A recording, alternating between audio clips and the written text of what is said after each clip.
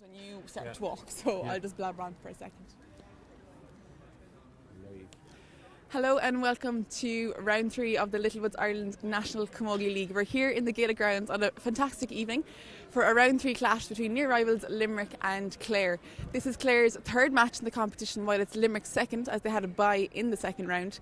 And this is a game, I suppose, Killian, who is joining me here tonight on co-commentary, that is probably going to decide who's going to come second place in this group if all other fixtures maybe go to plan. Yeah, obviously if everything goes to plan, both of these teams obviously can match themselves up with regards to having played Offaly, and both of them have been close. So Limerick, as we know, had a bye the last round, so they obviously coming into this game, I'm sure, on home turf, ensuring that they get 2 points. Clare coming in off the back of having a defeat against Kilkenny, then obviously beating Offaly, coming here tonight knowing they probably need the 2 points more in some ways, but look, it promises to be a cracking encounter. Of course, two sides that would know each other quite well, teammates obviously on both sides, and college mates and everything like that. So we should have a cracking encounter on what is starting to get very cool here. The pitch is a little bit wet, so that could add a little bit of spice to the game and the movement of it. And what about the Gaelic Grounds? It's a fantastic facility, and I suppose it's a double header with the All-Ireland hurling champions, so it's a great occasion. Yeah, absolutely. Sure, it's great to see that look, this is what should happen. There's no question about it. If double headers can be held, great. Probably just as well the weather and maybe the Gaelic Grounds, which is a good surface, doesn't tend to cut up too much, that you obviously can have a double header on it. And even despite the fact that there's been rain here in the last hour, it's good. It's in good fettle and it should hold up well. But a fabulous facility here. Absolutely. So I think Killian is going to make his way up to the commentary position because he's a long trip ahead of him. As I said, that's Killian Whelan here with us on co-commentary, and my name is Lauren Guilfoyle, and I'm just about to bring in Pippa Doyle, who is commercial lead with Littlewoods Ireland, and Mary O'Toole, who is commercial director of the Camogie Association. Guys, welcome to Limerick. Thank you very much. Very excited to be here. It's a great occasion to have this game in this facility. Yeah, we're delighted to see it's being played as part of a double header, and it was brilliant that we're able to stream it. So yeah, it's just a really great step, I think, in the league that's already been so entertaining so far. I'm very excited for today's match. Mary, Pippa was mentioning there about the streaming, and I suppose it's been a fantastic service for Camogie, but how did you Camogie feel about that so far?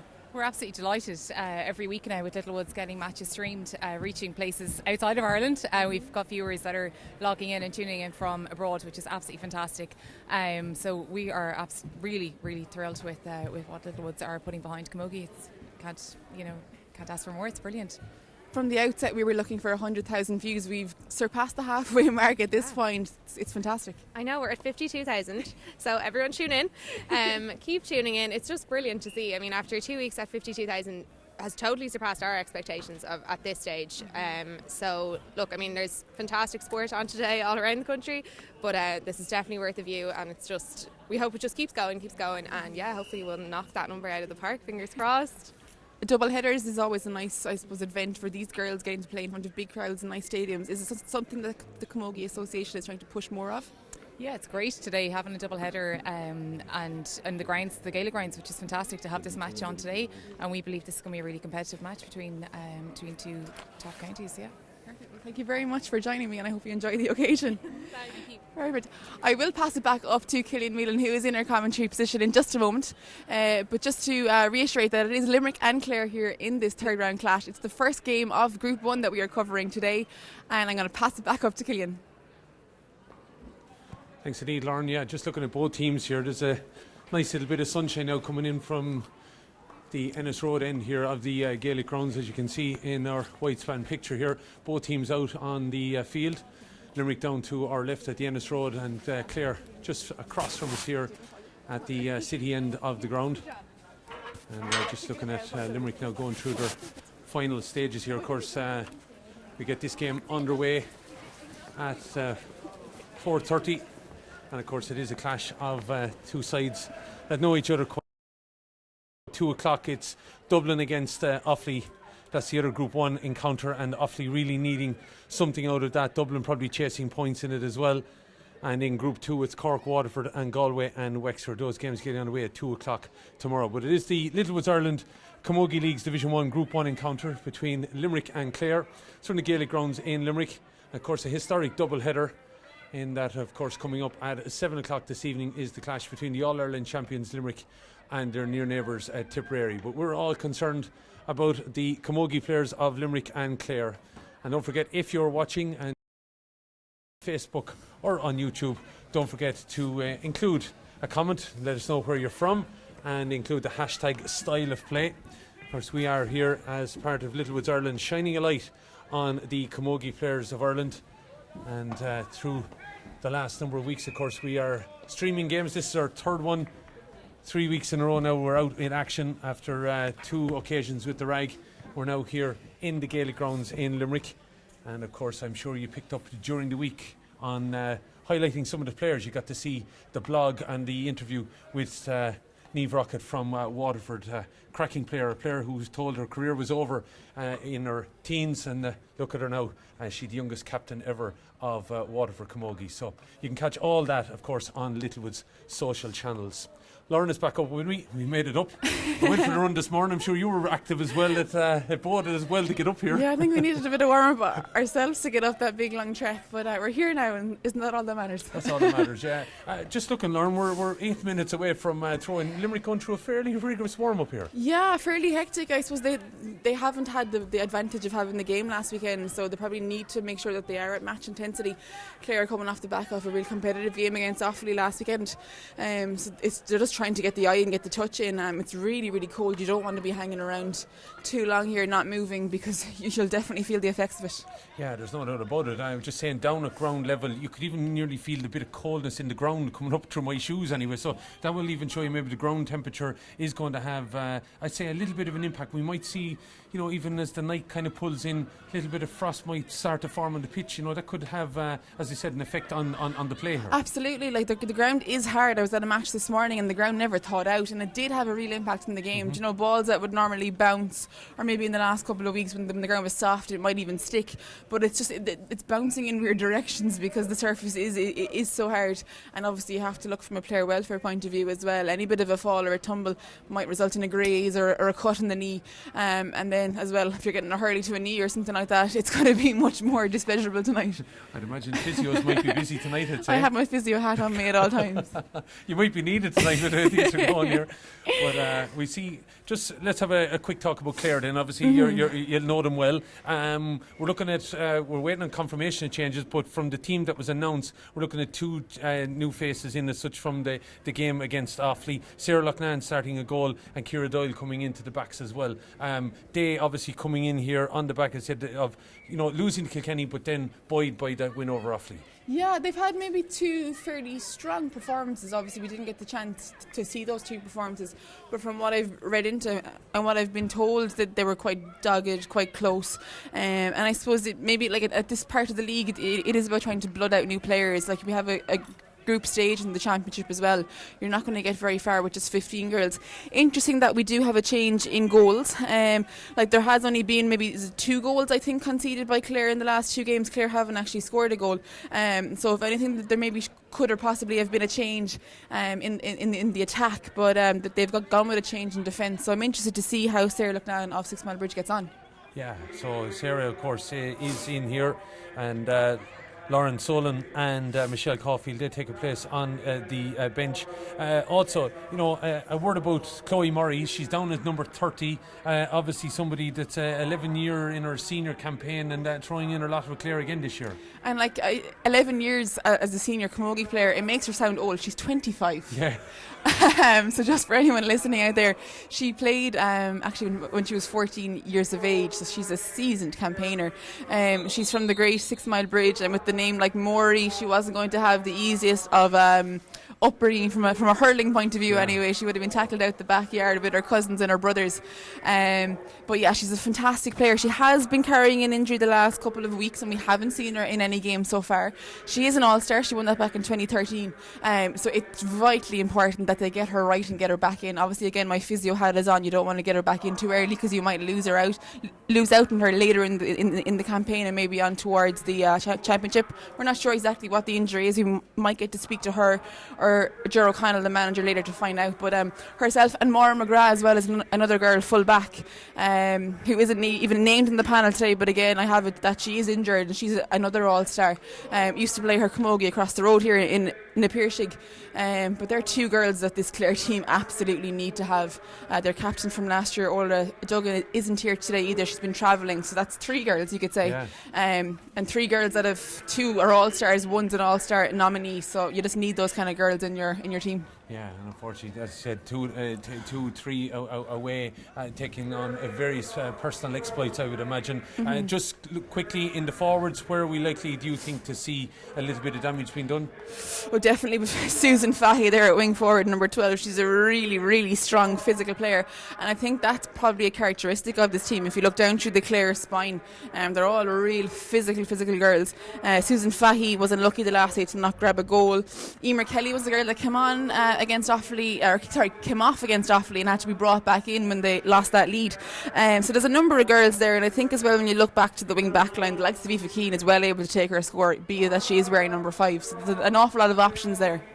Yeah, so Aoife Keane, of course, the captain of the team this evening. So we're looking at then Sarah Loughnane starting in goal, Ciara Doyle, Laura McMahon and Carol O'Leary, the full back line, Aoife Keane, Claire Hare and Ciara Grogan, the half back line, Andrea O'Keefe and Amy Barrett at centre field, Sinead Conlon, Emer Kelly and Susan Fahy, the half forward line, and Roisin Begley, Amy Keating and Bredeen Dinan will make up the full forward line. Bredeen getting 6 points from frees against Offaly. Turning to Limerick then, Lauren, you know, they've come up to this stage. They were down the lower tiers for a number of years. They've got up to this point now and have shown themselves capable of being able on occasion to mix it with some of the big guns.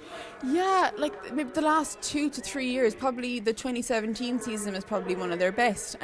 Granted, they didn't get to the All-Ireland quarter-final or the knockout stages in that season, but it would have been expected. They would have been disappointed that they haven't.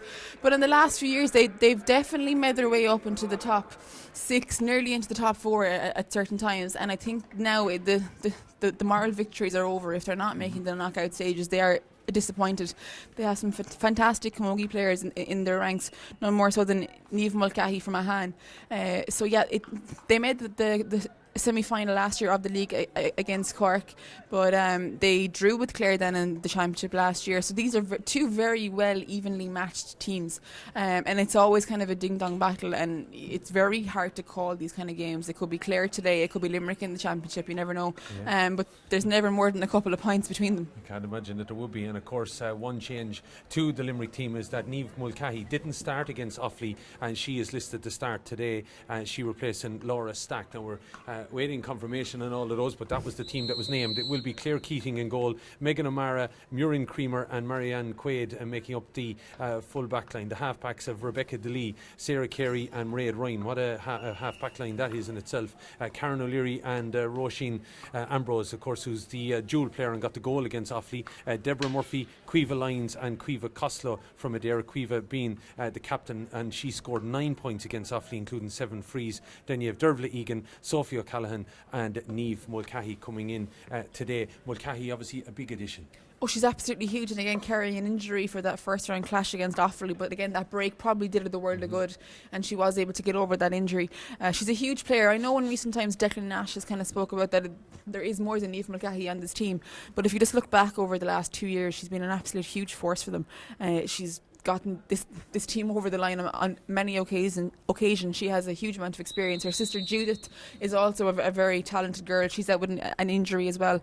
But yeah, like she's going to take huge confidence from winning the county title last year. It had eluded them for a couple of years, and they were only delighted. I think they actually had their medal presentation last night. So I'm sure they didn't get to celebrate that as much as they would have liked with the game today. But she's an absolutely huge force. She's unerring on frees. I think she was one of the higher scorers in the league and championship last year. So yeah, hopefully she is starting today. We're still awaiting, as I said, the teams. But for the spectators here, I really hope she's playing because she's superb to watch. Yeah, so we'll bring those as soon as we confirm. Waiting on Limerick just down at the Ennis Road and here still in their huddle, and as we can probably see Clare as well up at the city end of the ground. Referee today will be Andrew Larkin, well experienced man now at this level of play. And just as was the interesting one, Lauren, obviously the two number 7s, both Limerick and Clare, both playing for Clooney Quinn. I suppose that's unique in its own way, but I suppose when you have two neighbouring counties, anything is possible, isn't it? It is, and when you look on the flip side, as I said earlier, Maura McGrath, who would typically be full back, actually used to play her camogie in Na Piarsaigh, which is a Limerick club. The reason for that being Cratloe, we can see it across the way there, didn't have a camogie club, so that was the closest. She did transfer back to her own county and go to 6 Mile Bridge though, so you do see that. And there's a number of examples in the hurling side as well. Two very close teams. I'm sure some of the Clare girls had a shorter trip here today than some of the Limerick girls, because we are very close, and it's only 20 minutes out the road. And as you can probably hear, I am a little bit biased today, so the listeners at home might have already copped it, but I'll try and not go full John Milan today. Yeah, we'll keep an eye on that just as well. There's a wall dividing you and the Limerick lads that are in the room next door. But we're about to get ready and going here anyway. In this, our third game of the Littlewoods Ireland Camogie Leagues this season. And of course, great sponsorship involving with Littlewoods Ireland. And this historic double header, and this is the first part of it. Andrew Larkin telling everyone then to get outside the 65s, and he's ready to get going here. And we're just after the 4:30 mark here on a gorgeous spring, we can now say, evening on the 2nd of February. It's Clare who win the throw-in and get the ball off down into the corner now, where trying to get on it is a late change to the Clare team. We can see it's Fiona Lafferty. And what a substitute to be able to bring in there. A vastly experienced Fiona gets out in front of her marker, looks to pop the pass, but it's flicked away there.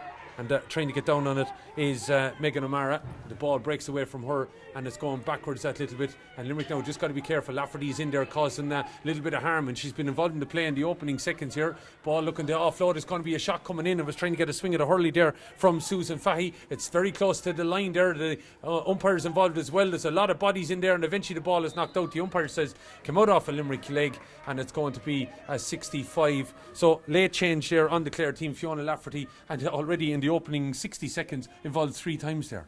She's a really, really experienced player. She's played county football as well for Clare. I do believe she did transfer her club duties up towards Monaghan direction. I think she's a guard.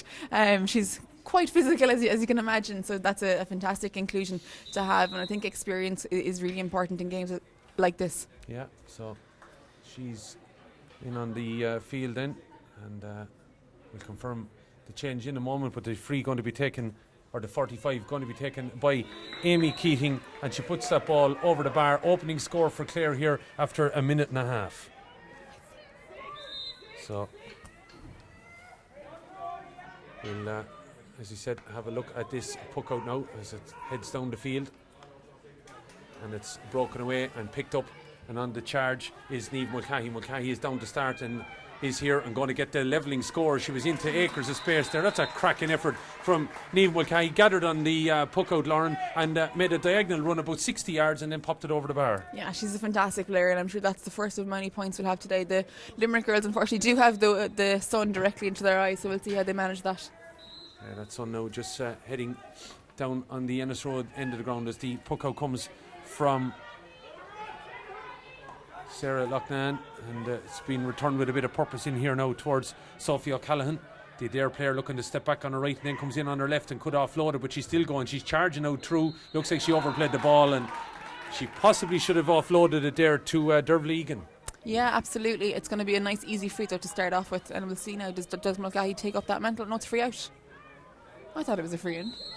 Yeah, no, he was giving a free out. It was just the way his hand ultimately it went up, but yeah, no, it was the charge out, and the clearance then coming from Sarah Loughnane, who, as we said, didn't start the last day against Offaly, but in here today. But it's Limerick that have turned her over, and it's a big strong run now from Mairead Ryan, looking to step inside, gets a shout, but she doubled on that there a little bit and then maybe flicked it away, not really looking, and thought she might find a green jersey.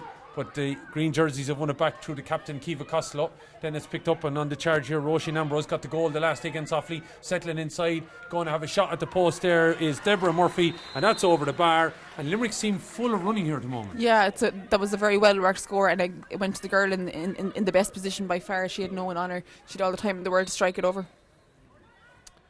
So, despite the fact Clare getting the opening score of the game, then it has been returned with purpose by Limerick, and 2 fine points out. Deborah Murphy and Niamh Mulcahy is down along the far side. Clare on the attack, and advantage being awarded. Also on the Clare team, it looks like Mairead Scanlon is in there, wearing number 23. Apologies now, we weren't informed of the changes just before the off. Obviously Clare keeping it very, very tight here before this duel, but It's 2 changes we've noticed so far anyway in the Clare setup. Ball is knocked into the corner. We're trying to get on this ball is Quiva Lyons, the Monaleen player. Got 2 against Offaly. Puts the head down now. Setting forward diagonally. Pops the ball up and over the bar. And Lauren, Limerick have taken some fine scores here. They really haven't. Like, very, I suppose, on the run. They haven't been easy scores. They're well worked. And Clare just need to kind of get in front of them. I suppose they're definitely been left on the back foot. So on a bit of back foot indeed already, and a couple of those points have come from diagonal runs here. Some fine scores so far from Limerick, and they lead by 3 points to 1. Puck out comes over this side of the field, where winning it again is Mairead Ryan, with the pop-up ball works out in favour of Clare's number 12, Susan Fahy, the Whitegate player, getting it down along the wing, but it's Limerick trying to keep it in play there through Sarah Carey, but unfortunately Sarah sliding along the ground wasn't able to regain control, and it's a sideline cut here for the Clare number 8, Andrea O'Keefe, from the county champions in a Kilnamona. And she's looking for a little bit of movement, maybe out of maybe her counterparts inside. So what's she going to do? She's going to have to knock it inside. Little short ball played to Mairead Scanlon.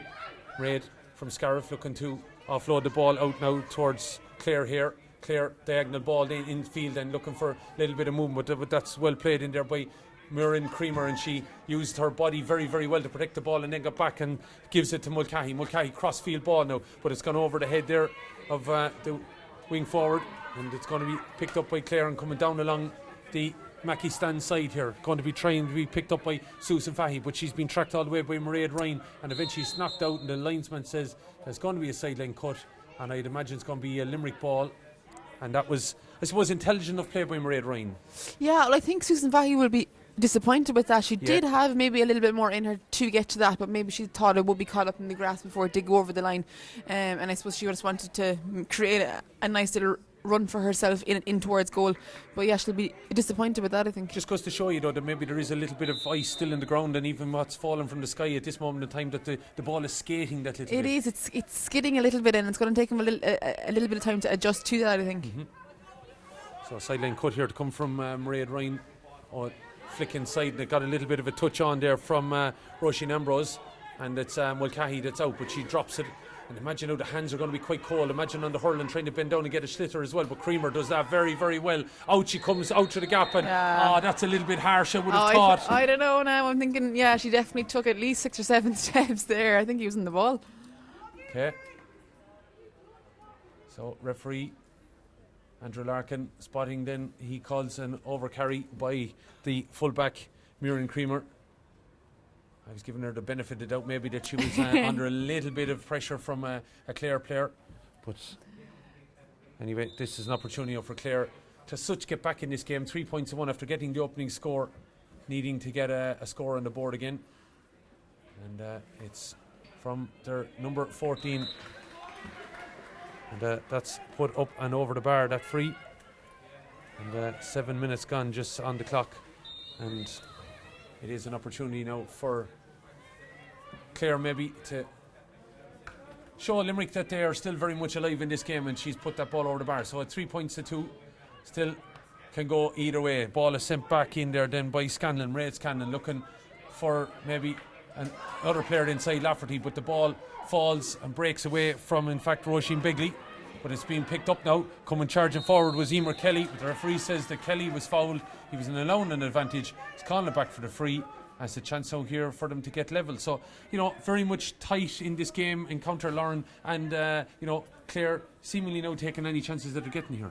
Yeah, and it's exactly as we expected, that it will be a tight affair. It's probably taking Clare a little bit longer to actually get up to the speed of the game, but these couple of points will just keep them in touch, and it'll keep them, I suppose, close to Limerick and not let them develop a lead.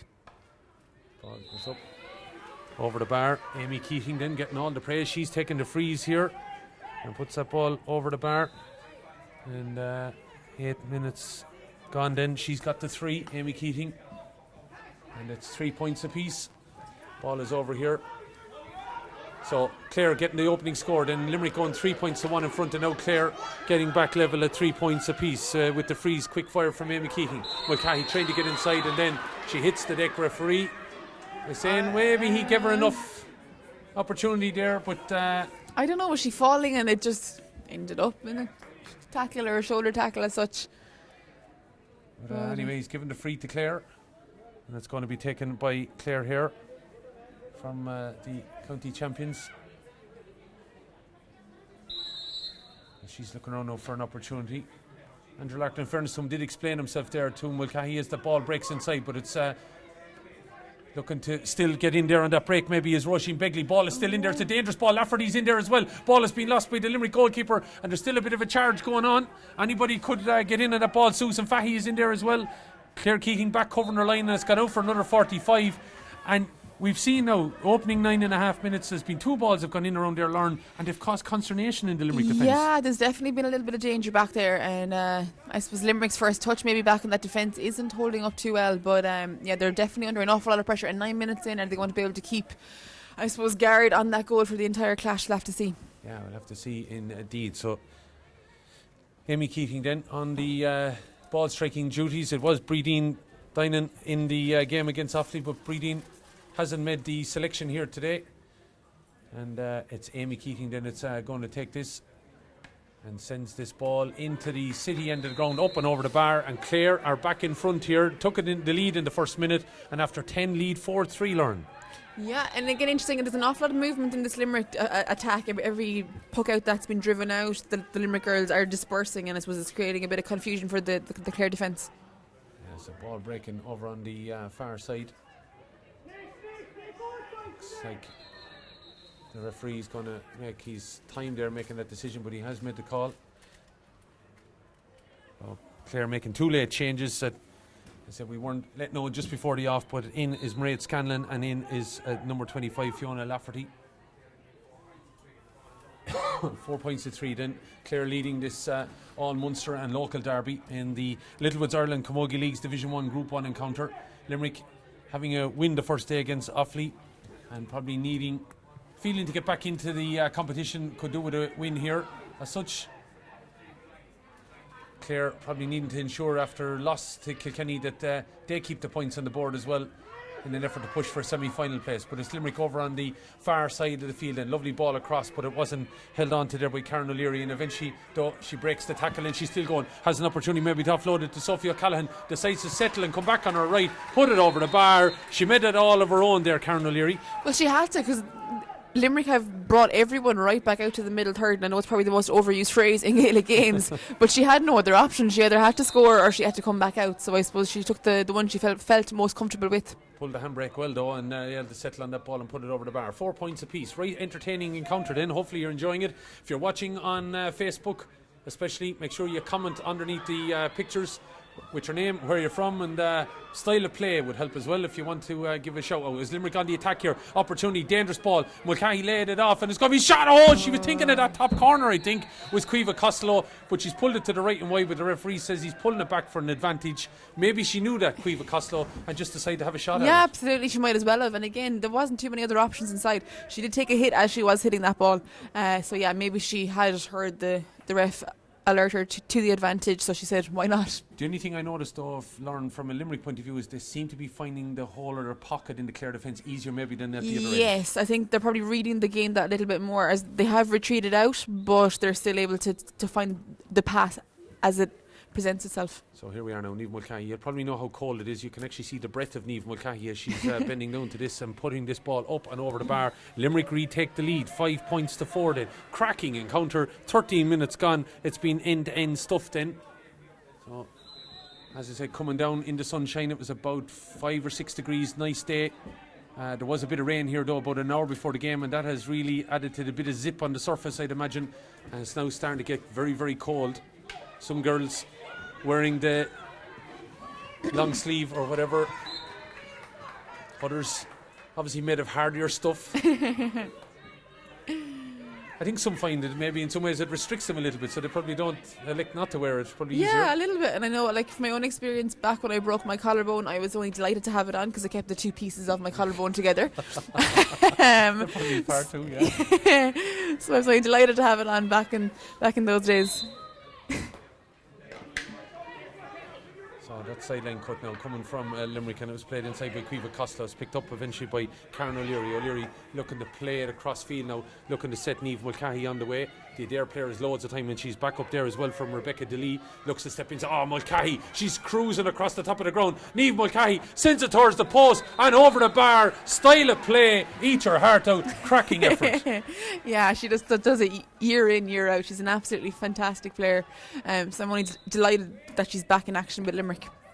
Yeah, lovely play, and she was even able to slalom through a Clare player there and settle on it and put the ball over the bar. 6-4.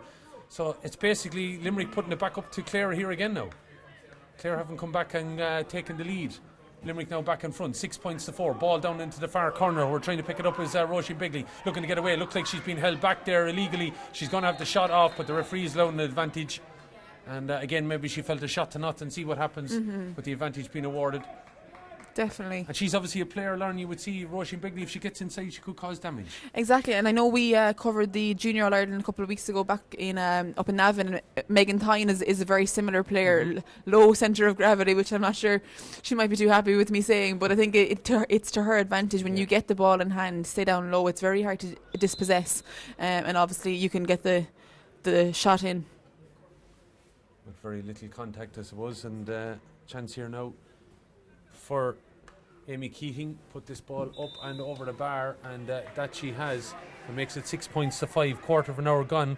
The only worry maybe in some ways, I know Clare are getting the scores and they're getting the frees. If you're a Limerick manager, you mightn't be happy it didn't discipline, but all of Clare's scores have come from Amy Keating.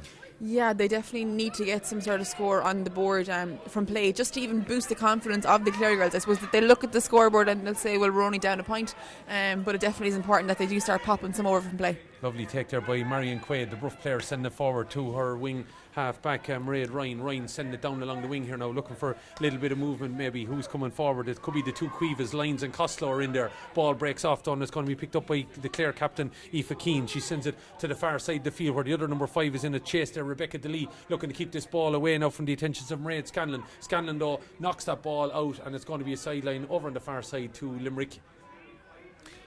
So I think it's Carol O'Leary that we're missing from the starting lineup, and I think a girl has dropped back in the line that we would have talked about before the game, and Carol O'Leary's a huge player to have lost. Again, one of these real experienced heads, must have at least 8 or 9 years experience, and I think to lose out on her and not have her there to mark Niamh Mulcahy would have a huge bearing on this game, and we can see that already, I think. Ball is flicked inside, could be an opportunity here, but that looked like a bit of a heavy tussle on Amy Keating, but I don't think there was anything illegal about it there, as Marion Quaid had her eyes on the ball. One-handed then flick across the field here by Carey now. Bit of a race on. Ball is picked. Oh, lovely take there in one movement and then offloaded again. Limerick playing some lovely hurling here at the moment. Looking to offload it now. It's Carey looking to step inside. Flick ball. Taking the catch there. Fabulous bit of play by Karen O'Leary. Flicking the ball further outfield, but it's going to be picked up by Clare there. But that lovely little bit of play was fantastic. Yeah, absolutely. Their hurling is fantastic for, I suppose, the first week in February. The conditions, though, are pretty perfect for it. So if you're not getting it right today, maybe only cold hands are the only thing to blame. The only hand, exactly. And over on the far side of the field now, they're still on the attack for Clare, and they've won a free and an opportunity here now maybe to level it up again. Probably the hardest free, though, that Amy Keating has had so far. Yeah, just a couple, maybe 10 metres in from the sideline, right over there on the Clare side of the pitch, we'll call it. Those mountains over there, the boys weren't able to tell me about. Obviously, it's because they're in Clare. The Limerick lads, not good in their geography around here anyway. Selective, I'd say, yeah. They probably didn't want to mention Clare, that was the problem. But anyway, it's Clare and Limerick here in the Littlewoods Ireland Camogie Leagues Division 1 Group 1 encounter. Local derby and all. As we said, teammates even involved on both sides. As this ball is sent in by Amy Keating. Umpire said the ball is over the bar, and again we are level here. 18 minutes gone, and as soon as Limerick seem to get a bit of a run, so do Clare. Yeah, and Clare are getting it right back, and I think there's probably an awful lot more to come from this Clare team. We're seeing that Limerick are very dominant on the ball from play, but Clare, I suppose, do have a couple of more gears left to show. So we have 6 points then from Amy Keating on 1, 8, 9, 11, 16 and 18, and the points coming from Limerick for Niamh Mulcahy on 2, Caoimhe Lyons on 5. Then we also had a point from Deborah Murphy on 4, Karen O'Leary on 12, and then 2 in a row from Niamh Mulcahy. So that makes it 6 points apiece here, 18 and a half minutes gone. And don't forget, if you are watching on Facebook, let us know where you are, what part of the world you're in, and hashtag style of play as this sideline cut taken by Mairead Ryan. Crossfield it goes. Trying to pick it up there was Quiva Lyons, the Monaleen player, already has a point to her name, but she's lost it on the halfway line, and it's Clare now coming attacking again, trying to find the city end of the ground. Ball is on the move. Hello to James, who's watching us from Abu Dhabi, of all places. Upper Midwest is Caitlin Eslow. Watching from Indianapolis is Alicia Mendez McCarthy. And hello also to John Denovis, watching from Tampa in Florida. Hopefully it's a bit warmer there. I know the polar vortex is taking polar over. vortex, I'd say it's probably gone. It's moved on at this stage. Not sure if it hit Florida in any great way, but I don't think it got down that far. So I'd imagine things are a little bit warmer in Florida, but great to hear. Things are heating up here as well, by the looks of things. Yeah. Linesman though is blowing a bit of air into his hands, even though he has gloves on. And he decided he couldn't make a call on that one, so it's going to be a throw ball. Andrew Larkin directing everyone away from, and coming in there and winning that ball very, very well is Clare here. It's warm here in Florida. Well, good to know. It's about, I'd say, if it's above freezing here at the moment, it's lucky. I'd say it's 1 or 2 degrees if most. And we are here in the Gaelic Grounds in Limerick. It's great that we can make connections like that. Just goes to show you how good this service is in some ways. Absolutely, like it's definitely been a service that has been needed throughout Ireland, but obviously further afield. Camogie is a highly entertaining game, and yes, we can see the hurling on YouTube, on telly, but it's fantastic to finally now make Camogie go international and to have Littlewoods providing that for us. Well, you have the Gaelic Grounds in the middle, and you have Abu Dhabi and Indianapolis and Florida on the other side, so it's fabulous that we can connect with so many different parts of the world. 6 points apiece, 20 and a half minutes gone here in the Gaelic Grounds, and down into the corner it goes, where Niamh Mulcahy is showing all the skill that she has, but unfortunately lost control of that, and Clare looking to take it out, and the Limerick bench appealing with the referees to why wasn't that a free to Sophie O'Callaghan, that looked to get a little bit of a dunt there, but the referee was quite content that it was going to be a free out for Clare, and it's going to be taken by Clare here. He's telling Andrew Larkin, the referee, telling Dervla Egan to move away from the ball, and it's skied a little bit by Clare here, and it's going to drop on the 45, trying to take it in her hand there while her back was turned a little bit, and on the run Andrea O'Keefe, but it's Clare have lost that ball, and it's Roisin Ambrose has got the ball out here, and a strong run now from Granada Ballingary's Sarah Carey, a fine player in her own right, has made 60 yards, pops the ball forward, didn't get a foul, and I thought she may have been fouled after she delivered that ball. Ball is on the ground now. Clare trying to get in there and win it. Aoife Keane, the captain, digging it out, also in there, centre back Clare here, but it looks like it's the other centre back that's picked it up. Carey giving it off to Mulcahy, the two stalwarts of Limerick Camogie linking up, and it's Mulcahy driving it in and driving it to the right and wide. That was probably the easiest chance they've had all game. Yeah, it's a pity. It was definitely a score that would have been well worked by Sarah Carey there from centre back. She's a superb player, and she definitely created that score. She's very like David McInerney, I think, from the Clare hurlers. He often makes his way up the pitch, but doesn't forget to come back down and do his primary duty, and I think Sarah's doing a very similar role today. Sarah, a daughter of Ciarán Carey, as I'm sure many of the listeners will know, and a first cousin of Cian Lynch, so I'm sure it's a very proud moment for their family today here as well. Cian lining out against Tipperary later, but yeah, she's an absolute stalwart of Limerick Camogie. She's back after having a baby of her own, so I think it's something that's very admirable.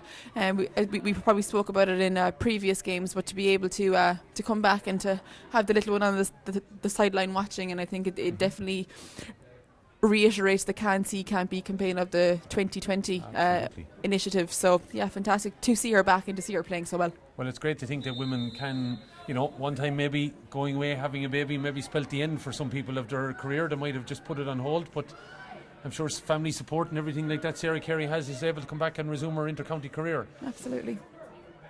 So 6 points apiece, 23 minutes gone, and we had to wait until the 22nd minute for the first wide of the game. That'll tell you the calibre we're watching here today as Clare get in a shot. Dangerous ball! Oh, it just nearly got in behind Clare Keating there.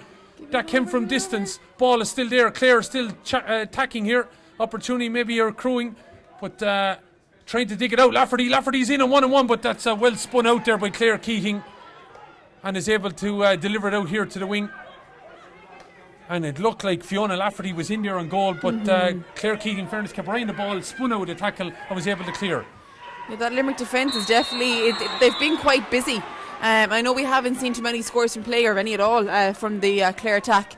So yeah, like the full back line have definitely been put under an awful lot of pressure, and I'm sure we'll definitely see something happening over the next couple of minutes, maybe into the second half. Karen O'Leary, I think, is feeling aggrieved there. Referee Andrew Larkin was having her arm pulled back as she went to deliver that ball, and he eventually said no, she was over carrying. Shot coming in there originally for that chance that nearly fell in behind Clare Keating was from Emer Kelly, and she's on this ball now. She's standing right in front of us here. We're high up in the Mackey stand, looking down on her on the 65-metre line in the shot into the city end. I'd say she can nearly hear us. She's so close to us as the ball is driven in. The ball breaks off Scanlon, but it's going to be picked up by the Limerick backs, and coming try out with it is the captain, Caoimhe Costello, being surrounded by two Clare players, and eventually a little bit of leniency maybe shown towards the Limerick players. They might feel the bench is happy with that one, and it's going to be a free out for Limerick, going to be taken by Sarah Carey. The Grandar Ballingarry player looking across the field. There's maybe a little opportunity to play a diagonal ball, which he elects to go down along this sideline now. Maybe waiting for a break to come out of it is Roisin Ambrose. Got the goal against Offaly. She's a dual player, of course, and would have, of course, been part of the Limerick ladies footballers that won the All-Ireland title last year against Louth. And they're out in National League tomorrow, so Yeah, I'm busy busy to see lady. is she going to be involved in that. Hopefully she comes through tonight unscathed. But she's judged to have overplayed that ball with an illegal hand pass, so it's going to be free, taken by centre back Clare here.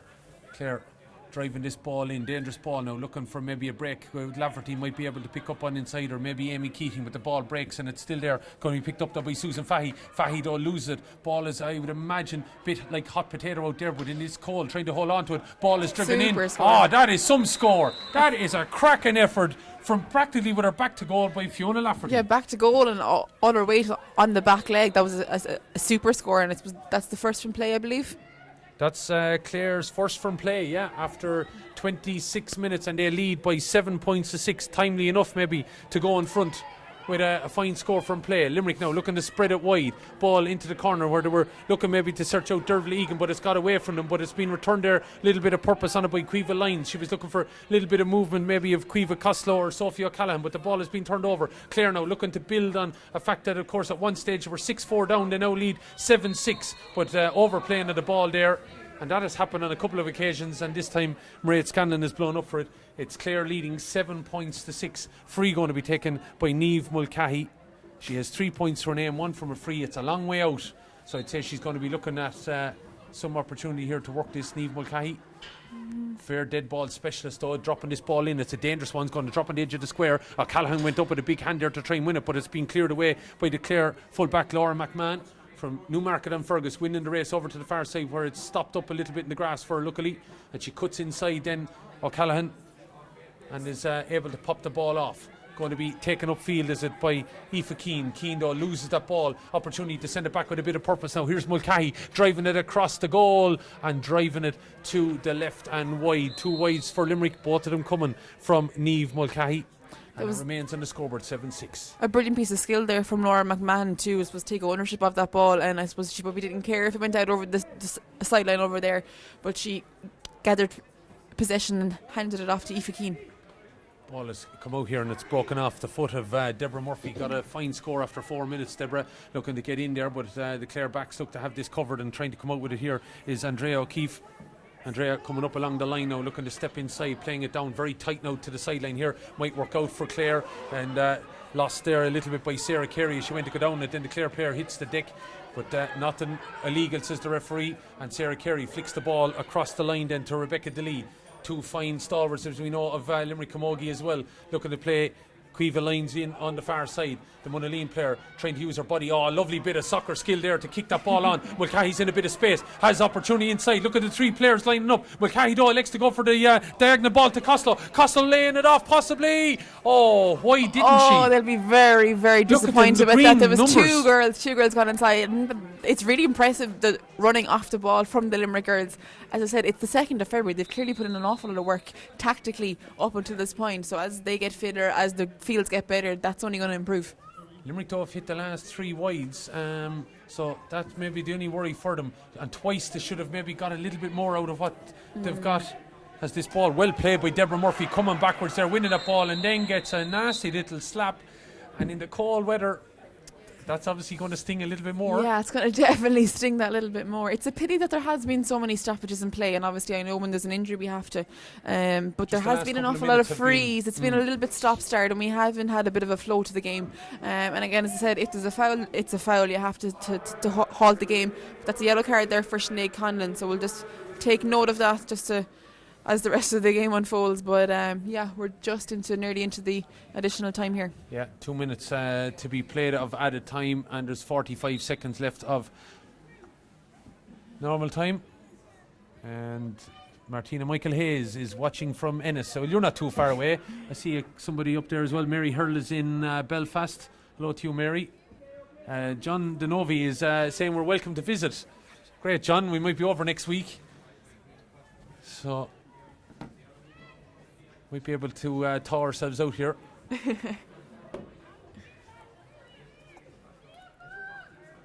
So this free going to be taken in with 10 seconds of normal time remaining and 2 minutes of additional to be played. It's going to be sent in long by Caoimhe Costello, dropping on the 20-metre line or thereabouts. Looked like a little dunt in the back there, Caoimhe lines, but it might work out for Limerick all the same. 7-6 they are behind, half an hour gone. Mulcahy looking to spin it back out the field. Lovely ball, but lucky Karen O'Leary waited for it a little bit. Lafferty was coming down upon her. Shot coming in from Carey. It's gone out to the right and wide. They're creating such fantastic chances that I'm sure kind of as they get more practice in are going to go over the bar come championship time. But it's a pity because they're definitely getting to the girl in the right position. It's just the finish. Just the last couple of minutes, we had to wait until the 22nd minute for a wide, and now we've had 4 in quick succession. But Kramer wins this ball now and gives it to Karen O'Leary. O'Leary up along the wing. It's over on the far side, Rebecca DeLee. DeLee looking to knock it long. Could be an opportunity, but Caoimhe Lyons hoped it would make it to her, but she had run on a little bit, kind of gambling on it. But well played by Ciara Grogan over on the far side, the Clooney Quinn player on the Clare side and on the Limerick side, both of them wearing 7. One is Mairead Ryan, one is Ciara Grogan, but Limerick have won the ball back, and it's Carey getting the ball inside now. It's going to be Mulcahy. Has she got the leveller? Has she settled the nerves? She has wiped out the wides. It's over the bar. It's 7 points apiece. Cracking score. Yeah, absolutely. From about the 45-metre line. A fantastic score by Mulcahy, and again just showing us exactly what she's worth. Niamh Mulcahy with 4 points now for Limerick. They have 7 on the board.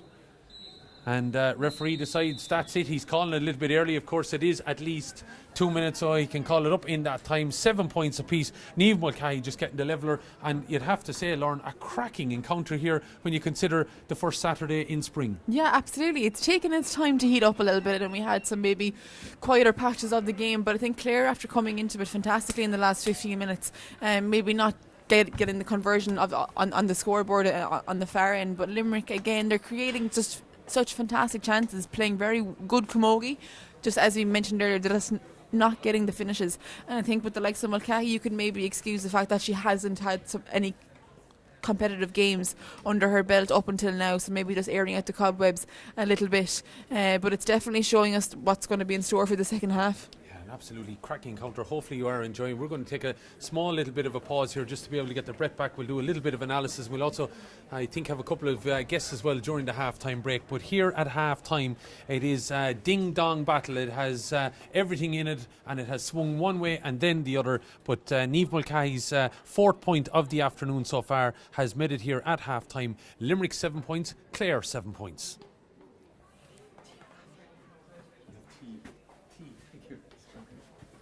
I'm just milk. Thanks. You might have invited us over. Did you see that? I can see there's so many here for tuning in. That's why I sound so nervous. Oh, brilliant. I do. I don't go anywhere. Don't go anywhere without a chair. No, I normally don't. No worse. Don't go anywhere without it. Don't go anywhere without it. She doesn't have it. It's not like me. Yeah, I normally have mine too. I don't have mine. Dave, no?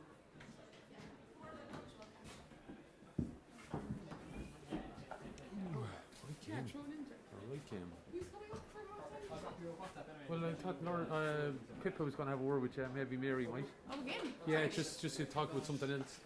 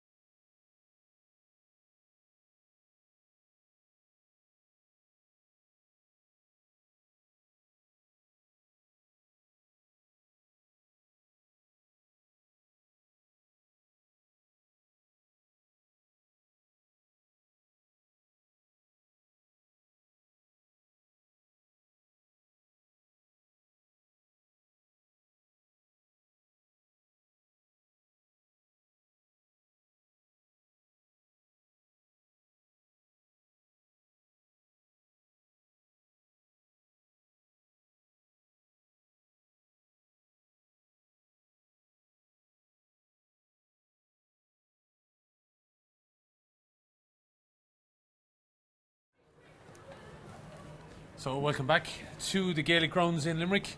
7 points apiece here it is in the Littlewoods Ireland Camogie Leagues Division 1 Group 1, and we see the benches, I suppose, or the back room, or the rest of the panellists that are out on the field here at the moment, getting a feel for the turf in case they are called in, Lauren.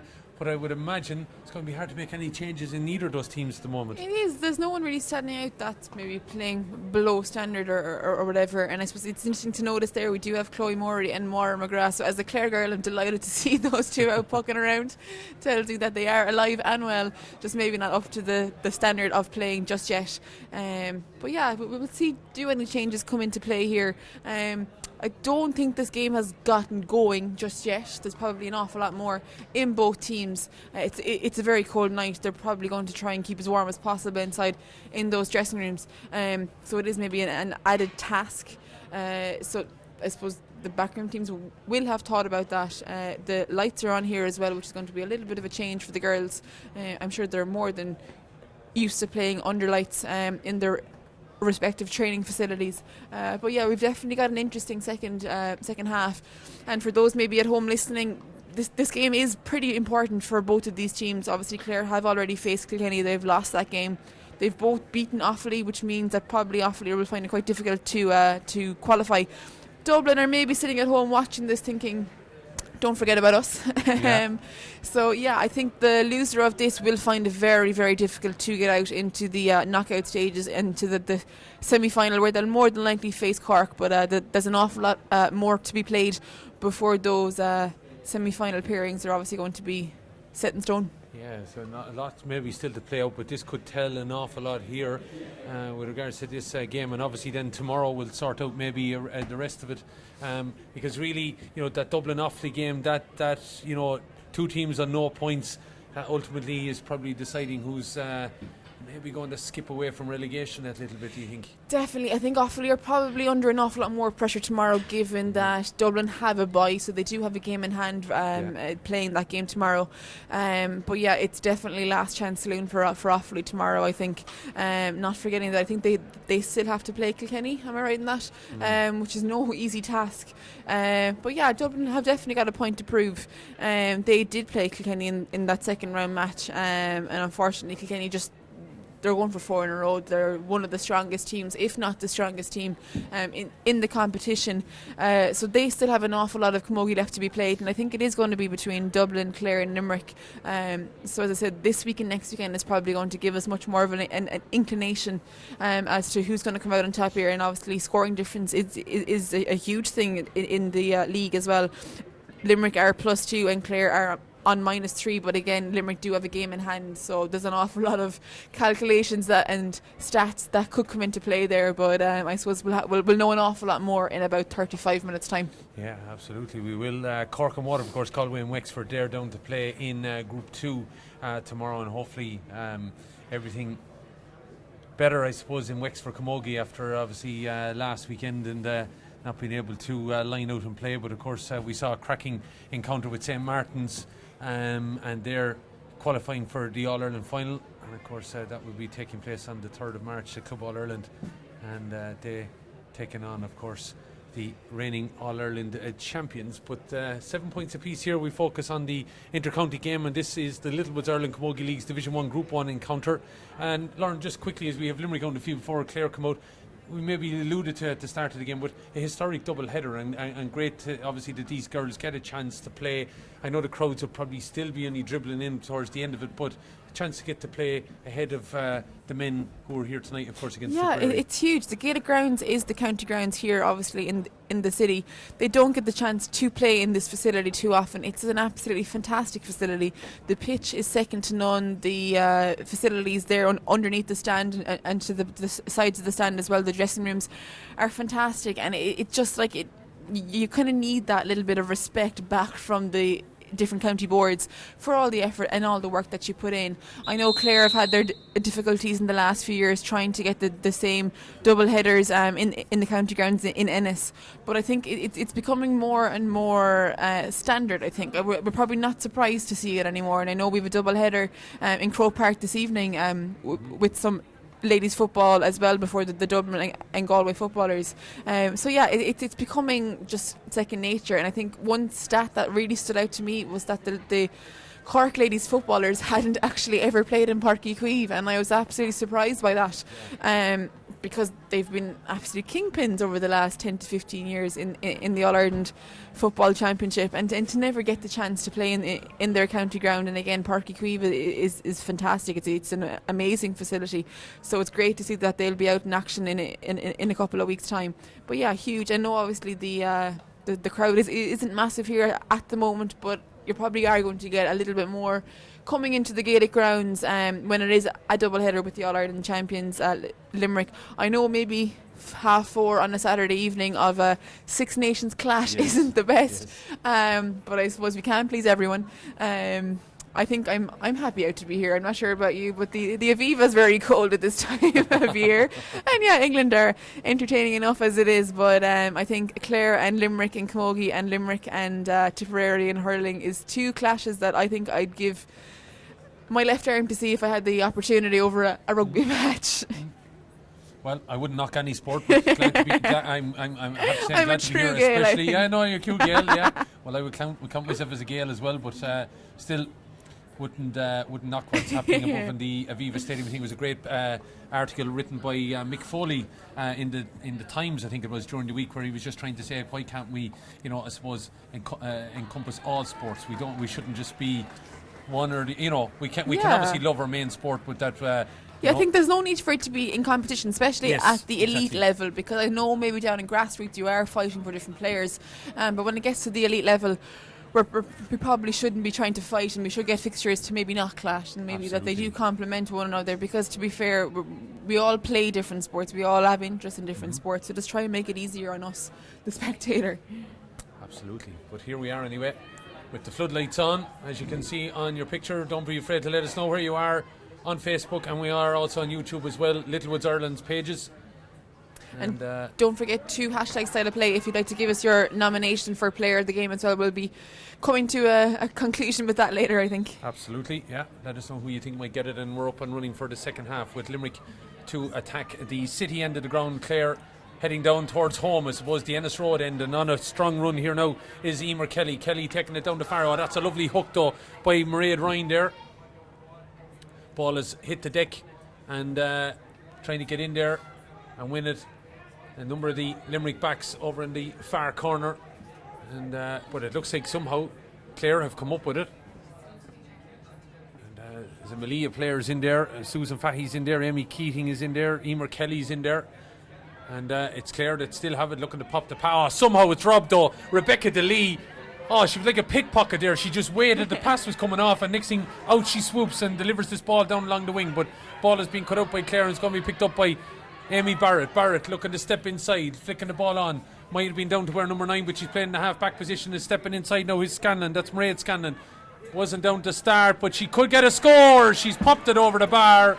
Persistence there by Clare. They were a little bit longer in the dressing room, Lauren, and obviously maybe the manager just reminding them of some of their key aspects that they have to do. They've taken that well. Well, it's either that or keep Limerick waiting and keep them cold. I know Davy Fitz was a mastermind of that tactic a couple of years ago, but a fantastic start for Clare. They definitely needed to get a point on the board to up the momentum, up the confidence, but I think Limerick are going to be on the attack here to try and get one back just as quick. Yeah, so 8 points to 7 it is then. 32 minutes gone, and on the attack straight away now are Limerick trying to play it on, but it was a little bit behind her there was Caoimhe Costello, and the ball is being turned over by Aoife Keane, the captain. The two captains coming together there, but it's Keane that's won out, and the ball is over here now in the hand, taken well by Sinead Conlon. The Tulla player has a yellow card to her name, but she's looking to get in on that ball, but she's been disrupted by it. And on the charge here again now is Niamh Mulcahy. Mulcahy keeps the ball on the end of the stick and flicks it inside. 4 points for her name, but it's been won back by the Clare number 7 Ciara Grogan. Grogan down here towards the point score at the start of the second half there. Mairead Scanlon. Scanlon though has been disrupted there in her play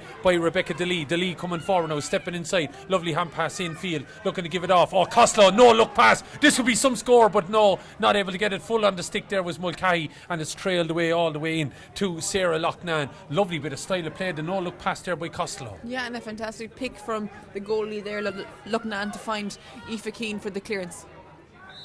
Ball down along then the far side with the referee says on the legal hand pass.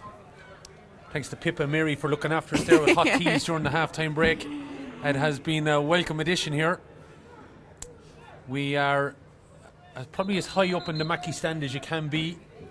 They say heat rises, but I'm not sure. I don't know about that.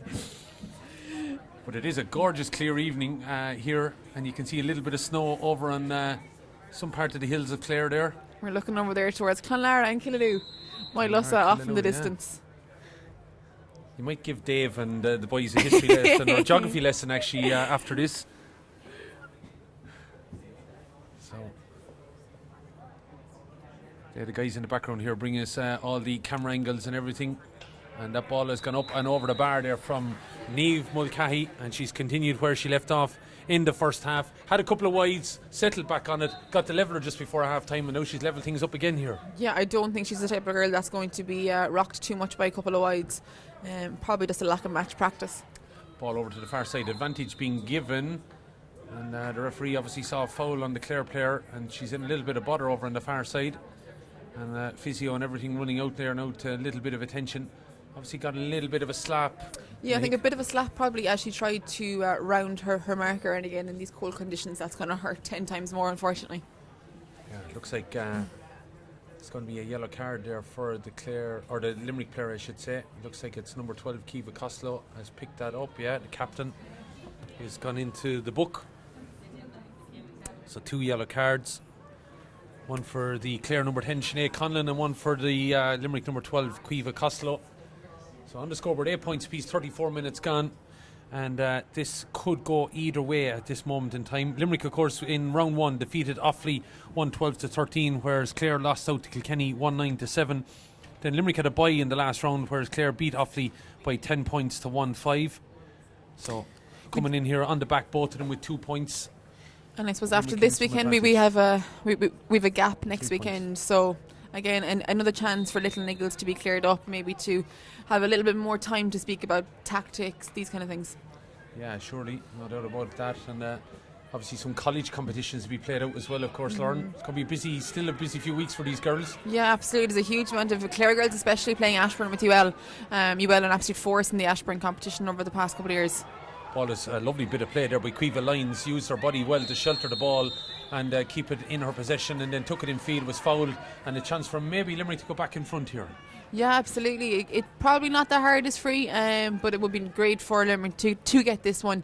Mulcahy will, I'm sure she's put this kind of free over many times before. She could probably do it with her eyes closed. She's got very little wind to have to deal with, so I would be nearly maybe putting the commentator's curse on her a little bit, but we'll have to wait and see. 8 points apiece then, 35 and a half minutes gone. You can see the breadth from Niamh Mulcahy and a lot of the other players as well.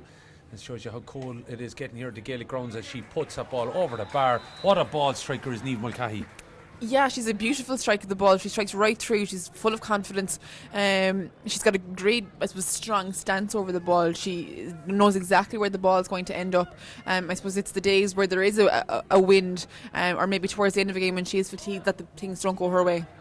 Ball is over on the far side now, where it's knocked down from Sarah Loughnan's puck out by Clare here over there and kept it in play, but Limerick have turned it over, and then it looks like Clare came in to steal it again there through Emer Kelly, but ball has been won back by Limerick and then won back by Clare, and eventually in pops little Dervla Egan and pops up and looks to pop it off. Chance here now for Deborah Murphy. Murphy's a ball inside. Here's an opportunity. Could be a 1-on-1. Ball is still an opportunity. It's Limerick. Got a shot to goal!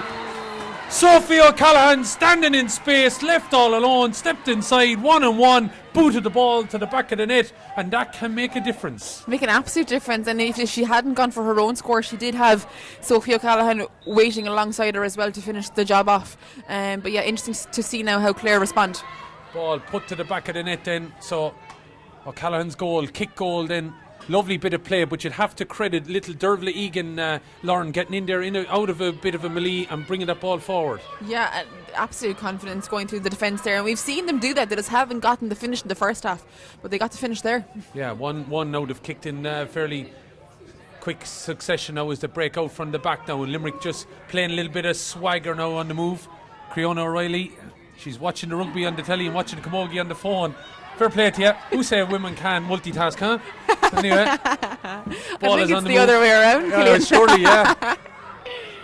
But ball is back into the hand of the Clare number 8, Andrea O'Keefe. And it's turned over ball, says the referee, because she fouled it. Again, I think she's a little bit unlucky. Andrea O'Keefe had to maybe turn back because the hands were a little bit high. Steph Twin Cities is the name that's coming up here, saying excellent play leading to that goal, smart passing. Yeah, and Grana Ballingarry, they're happy, of course, because the ball is in the back of the net from the Limerick girls. A lovely bit of play, you'd have to say. Dervla Egan finding Deborah Murphy inside. Then the offload to Sophie O'Callaghan was all on her own, stepped inside and booted the ball to the back of the net. Mulcahy plays this ball in, dangerous ball now, it's on the edge of the square. Clare looking to have to clear this ball. They're now behind 198 points, and it's a pullback there by a Limerick player on the Clare centre back. Clare here, she covers some amount of ground as well. She does. She's a very, very smart player. Again, the girl with an awful lot of experience coming from a club like Ina Killamona. They've been in the elite end of Clare Camogie for the last couple of years, so it's no surprise that she's shining a light here today herself. No doubt about it, as here we come on the charge now with Karen O'Leary popping the ball inside here now to Dervla Murphy popping back out. It's Mulcahy is settling on this ball breaks though, it's going off into the corner. Limerick still looking to keep something alive here. Oh, lovely little spin coming in field then. It's Cueva Lyons looking to pop this ball in. Dangerous ball there. It's breaking us on the edge of the goal line, but it's taking it out. It's Sarah Loughnane, but you'd have to credit Laura McMahon, who protected her so well. Yeah, again, the girl, it's absolutely fair. It's very much like Cueva Burke from Tipperary for the last couple of years. But the Clare goal is definitely under siege at the moment. No doubt about it, as here come Limerick again, playing this ball off now. Here's Niamh Mulcahy going to strike from the 45. Dangerous ball in again, but it's controlled well on the end of her, hurled by Sarah Loughnane and out to the wing. But it's Kiva Costello that's out there. She has a bit of support from Roisin Ambrose as well. But it's Costello going for her own scores it. It's up good and high. It's trailing though, out to the left and wide from Kiva Costello. 9 points she got against Offaly the last day. They came from place balls, a lot of them. But she's now registered her second wide here. We're looking at a change coming in.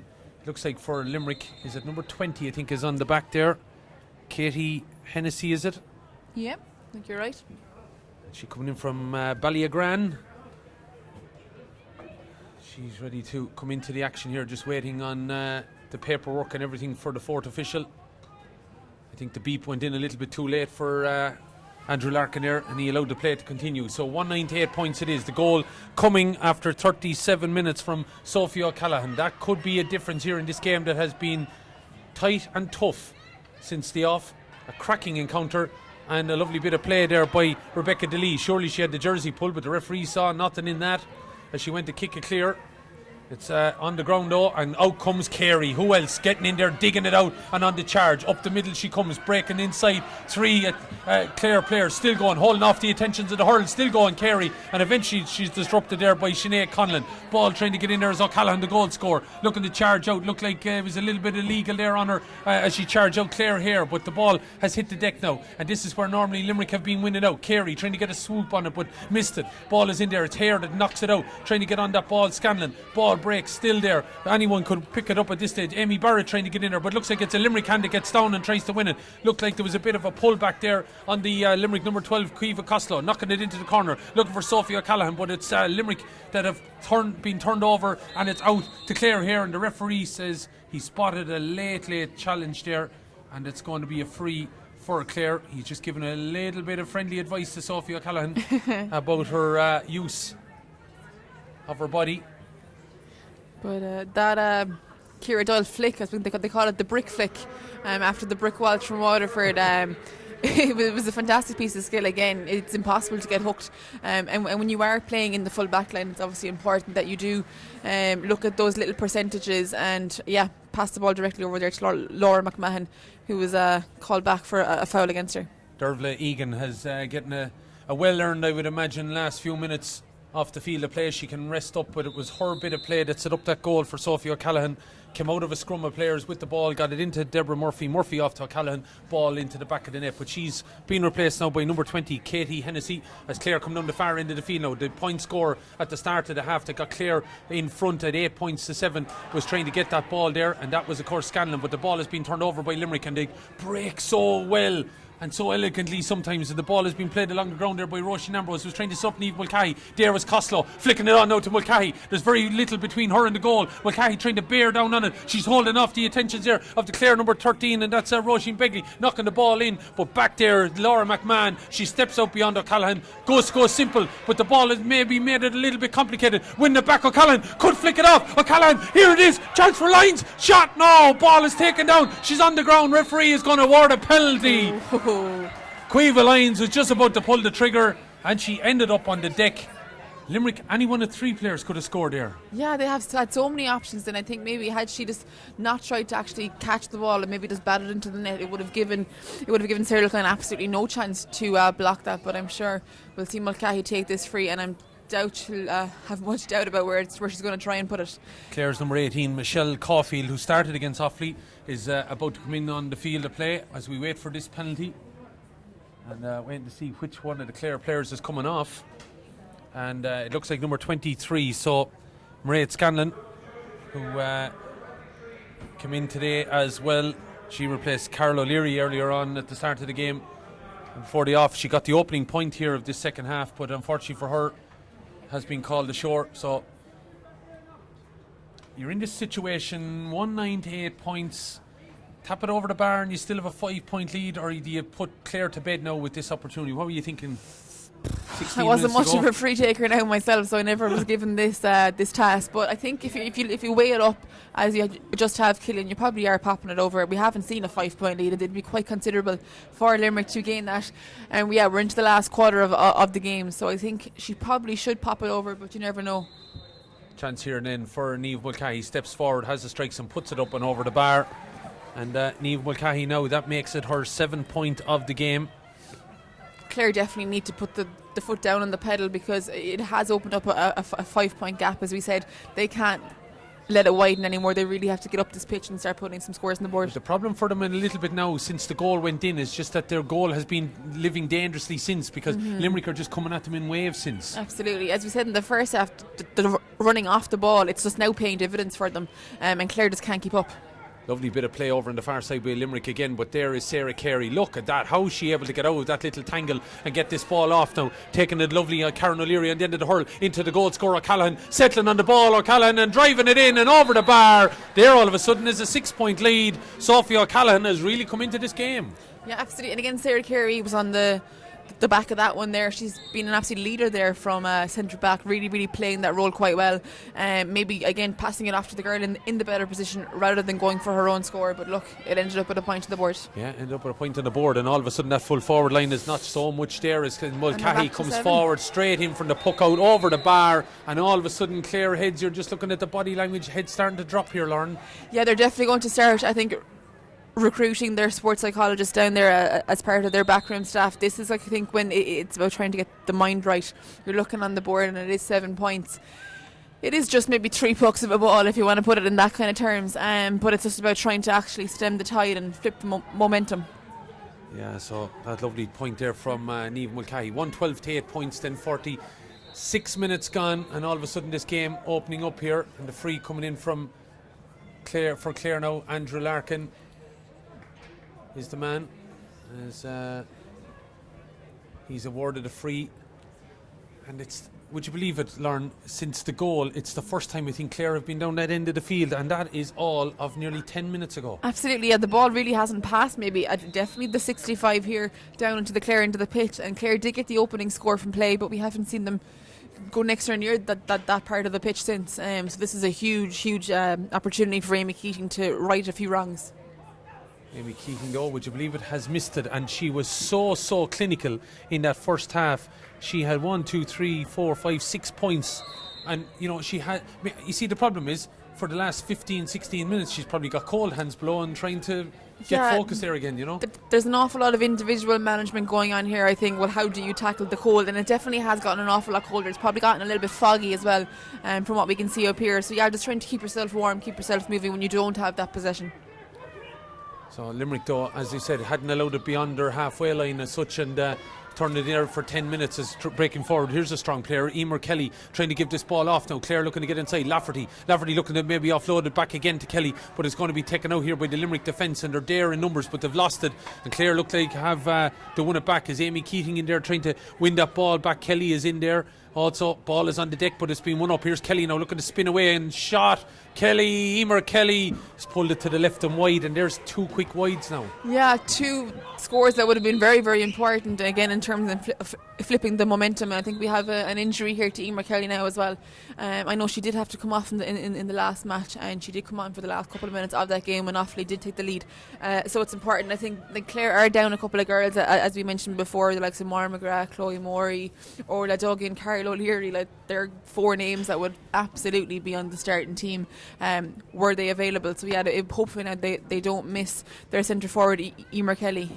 But yeah, things just aren't clicking for Clare, I think, and as you said, they haven't had the position in order to make them click, but that's down to Limerick's work rate. Don't forget you're watching Littlewoods Ireland Camogie Leagues Division 1 Group 1 encounter between near neighbours Limerick and Clare, the 3rd year of Littlewoods Ireland sponsorship, and we are shining a light on the Camogie players of Ireland. For the last 3 weekends we have been in the province of Munster, the Rag twice, and then here in the Gaelic Grounds this evening, and hashtag shining a light across our streaming service, and of course the player blogs and all the social media content, and especially if you got to read Niamh Rocket during the week on the Littlewood social media. Don't forget, if you are watching, let us know where you are and include the hashtag style of play, and maybe start sending us now your nomination for player of the game. There's about 10 minutes remaining, and Lauren is wondering who are we going to pick. It's going to be a tough one, so hard to know, and maybe you could help us out with 10 minutes remaining. Start sending in your nominations, hashtag style of play, as the ball comes forward now. Here's one lady maybe that's in nomination, Sarah Carey, giving it off to Roisin Ambrose. Ambrose crossfield ball now, looking for maybe her captain Caoimhe Costello, but doing well there over there is Michelle Caulfield, but Costello getting in there with Caulfield trying to dig it out. Costello still there. Here's O'Leary putting the hurled and her back in the way and gets a push in it and is over. Of course, Karen O'Leary got a fine point here after just 12 minutes.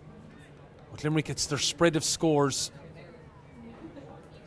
Karen O'Leary, Deborah Murphy, Caoimhe Lyons, Niamh Mulcahy, Sophie O'Callaghan all on the scoreboard, whereas Clare have had to rely on Amy Keating and that point that came from Fiona Lafferty before half time, and then the one straight after the break when in fact it took the lead at 8 points to 7 through Mairead Scanlon. But unfortunately for Clare, they haven't scored since. Limerick hitting them with a goal and a point in the space of 60 seconds around the 37-minute mark, and that has put them out now in front of such as they build on it. Carey flicking the ball across now to Rebecca DeLee. DeLee looking to go down as the Newcastle West player, looking to step inside, settle on the ball. Rebecca DeLee over the bar. Oh, what a score, Rebecca DeLee. That's worth the admission price. Absolutely, just about to inch wide, but she placed it perfectly and it got the bounce right back over the black spot. So yeah, she'll be happy with that one, I'm sure. And again, we're often seeing now wing backs coming up the pitch. I think there definitely is a bit more of a degree of freedom from that half back line. But it was just Carey found her in space, but she still had a lot to do, and she stepped in then on her left. It needed the upright, but still a fine bit of play from Rebecca DeLee. Makes a double scores here now, 113 to 8 points. You're tuned to Littlewoods Ireland Camogie Leagues Division 1 Group 1. Don't forget, tomorrow afternoon in this group, Dublin and Offaly from 2 o'clock, and in Group 2 it's Cork, Waterford, Galway and Wexford, and plenty of action of course coming up in the next few weeks in the lower divisions as well. But that all starts in the next couple of weeks now that we're into the first weekend of February. Glad to see the back of January. And we are watching some cracking action here. A historic double header here in the Gaelic Grounds. Don't forget the All-Ireland champions up against Tipperary coming up at 7 o'clock, but we're focusing on the Camogues here and the action between Limerick and Clare, where Limerick at the moment look like they're on the way to 3 points and putting themselves Lauren on 6, and that means then, you know, there's a bit of a gap then has opened. You know, Dublin win tomorrow or Offaly win tomorrow, they're still a bit behind, and you know, Limerick still have a number of games as such. Yeah, they definitely have an awful lot more to go, I suppose, in this league campaign before anything is set in stone. They do have, as we said, Dublin to play, and they have Kilkenny to play as well. They have Kilkenny in the last round game, and I think we spoke about this with Cork as well, that maybe Kilkenny going into that match maybe mightn't put out their strongest team. I know last year Limerick were the only team to beat Kilkenny in the league. They did go on and win the campaign, obviously, but I think obviously beating Kilkenny, regardless of what strength team, is always a plus. So that might come to their favour compared to Clare, who would have played them in the first match. Lovely ball across the field, but it's been cut out, and it looks like we're going to see changes. Looks like Limerick's number 17, Lisa Barrett, and it looks like Roisin O'Mara is getting ready as well. So Gregora and Ahan, players getting ready to come in on the field of play, and an opportunity for them to get some top quality action. As Clare with Amy Barrett over on the far side of the field. Definitely in the first half you didn't see this gap opening up, but really it was that goal and the point, Lauren, that opened such a bit of a lead, and then Limerick got a penalty and they were able to afford even to tap it over the bar. Yeah, the confidence from getting that goal has just, I suppose, up their mood that little bit, and it probably has done the opposite for Clare, so it really has opened up that gap. Clare just haven't been able to make things work in the second half, and I think they're probably they're lacking potentially in a bit of fitness compared to the Limerick girls as well. The Limerick girls are playing a running game, which does require an awful lot of conditioning, and I think Clare are finding it hard to keep up with that. It's coming from centre back then, Clare here, knocking it in around the house there. Clare might look for a goal. It might break here for Emer Kelly, but it looks like Limerick have it in number there, and in is Lisa Barrett. She has come in for number 2, Megan O'Mara. So opportunity to break out, but it's Limerick who've lost it, and it's Clare trying to get in there with a shot from Sinead Conlon. But looks like it's number 27 for Clare, Darren Murphy. Maybe he's getting ready to come in. But ball is breaking from a Limerick point of view out the field, and trying to double on it there was Mairead Ryan. But ball is still on the move down the far side now. Where trying to get on it there was Amy Barrett. The referee says there was a chop down across her hand, and it's going to be a free in, and Clare with a chance to get to 9 points. So we definitely have a Clare sub coming in, but it's not Darren Murphy, it's Chloe Morey, and I think I was excited a couple of weeks ago about Breach Corkery coming on, but Chloe Morey, if there's one characteristic about Chloe Morey that you can't miss, it's her USA headband. Right. Every single match, I'd say, since she was 12 years old, and anyone listening at home will recognise that from Chloe. It's, I don't know, is it a superstitious kind of thing or tradition, but excited to see Chloe make her comeback. Amy Keating then puts that free up and over the bar then for Clare. They get on to 9 points with 55 minutes gone. So it might be, as we said, it's on the official programme as Darren Murphy, but I'm going to bow to your knowledge of Clare camogie players. Well, Darren Murphy, she's a smaller girl with the nice blonde head of hair, so I'd put the house on it now that's Chloe Moore. You'd know by the strut of her. And that's a good word maybe to use, the strut. The 6 Mile Bridge player then replacing Sinead Conlon of Tulla for the last 5 minutes here. 113 to 9 points as the ball down here in the far corner then trying to be picked up by Katie Hennessy, the Ballyacran player that's in for Limerick. Come on there in place of young Dervla Egan, who had a fine performance here. But it's Murray that takes the free, then driving it across the field now, looking for maybe it to come out of the sky and out of the floodlights for Susan Fahy over on the far side. The Whitegate player looking to step inside, being urged on by her manager Ger O'Connell down here in front of us along the line, dropping it in, dangerous ball! Crossed the goal and out to the right and wide. That could have went anywhere. Yeah, definitely was going to be causing a couple of nerves back in that Limerick defence. But I think you can already see the influence Chloe Morey's having on this game. She's not going to stand there in her position. She's going to be making her way up and down the pitch. She's a girl, as I say, with a huge amount of experience. Has an All-Ireland medal from back in, 2008. I think I'll put a year out there. That Junior All-Ireland. And again, countless minor and under 16 medals as well. So yeah, it's going to be a huge lift for these girls. An awful lot of this Clare team are very young, so to see the likes of Chloe Morey coming onto the pitch is only going to help. But I think we've already seen that in the last couple of seconds there. Declan Nash was mindful there of making sure that he give a clap on the back there to Sophie O'Callaghan after she come on. Her goal and a point really opening up a gap here for Limerick at a vital stage. She has been replaced out there on the field. And that ball is driven in by Delee, but this time it goes to the right and wide. Number 21, Roisin O'Mara from Ahan, is on the field. Rebecca Delee, well, she got a great score about 5 minutes ago. Unfortunately, she's pulled that one to the left and wide. Looks like Aoife Power from Scariff is coming in, and she's replacing Susan Fahy. So a number of changes being made now. Obviously managers mindful of giving some time to these players, because I would imagine they've put in an awful lot of hard work over the last few weeks. Definitely, they've probably been in training since maybe November time in the hard conditions, the cold, the wet, and obviously it's nice to get the opportunity to play in the Gaelic Grounds. It's a pity we didn't see the likes of Chloe and some other girls a bit earlier on, but as I said, it's a couple of miles in the legs now tonight. Ball is knocked long there by Murray, giving it off here now to Amy Keating, who's been the main scorer in chief for Clare, trying to burrow her way through, but it looks like Limerick have the green jerseys back there in numbers to be able to work this ball out. Eventually breaks. Who is it coming out? Who else? Sarah Carey digging it out of a big hole there and flicking the ball out. Sarah Carey might be one of your nominations for player of the game. Don't forget, you still have a time to get in, comment below and let us know your player of the game and hashtag it style of play. Ball inside by Limerick's Karen O'Leary, giving it on. Ball is in the hands of Mulcahy, flicking it out. She has an advantage. Ball is lost. Referee is he going to call the advantage back? He is, and I'd imagine Niamh Mulcahy is going to step up to this just off the top of the D here into the city end. It's 1-13 to 9 points, 2 minutes remaining. I'd imagine about 4 minutes of all remaining here at the Gaelic Grounds in Limerick. Things have got a bit quiet on the scoring front over the last couple of minutes, but probably again Limerick heads are thinking we have that lead now, just to see it out. Clare maybe on the other side of the pitch are trying to rile up the motivation to get a couple of more points on the board, because as you mentioned earlier, scoring difference is absolutely of importance in this league, and especially when there's a couple of teams on equal standings. But Niamh Mulcahy has made no doubt about that one. She's popped it straight over the black spot, and we're seeing that lead extended. So Niamh Mulcahy with another point then, that free, and that makes it 1-14 with 59 minutes gone.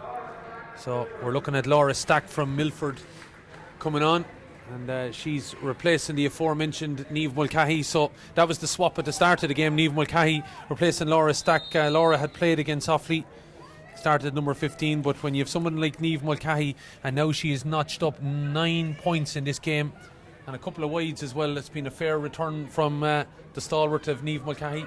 1-14 to 9 then, and we are in the last few seconds of the normal time as the ball breaks forward there. Trying to win it back there is Lisa Barrett on the last couple of minutes, and Kramer was trying to come out with it, but the ball has been won back and popped off by Amy Keating, trying to give it here to Lafferty. The ball is over on the far side. That's a cracking bit of play by Emer Kelly. Lovely score back over her left shoulder. Yeah, a fantastic score from Emer Kelly, the Clonlara girl. Difficult over the shoulder, but again putting the weight in the back foot, so didn't make things easy for herself, but again it's another point on the board, and Clare are trying to claw back that lead that makes Limerick it a little more respectable at 1-14 maybe to 10. 1 minute of additional time, says the referee.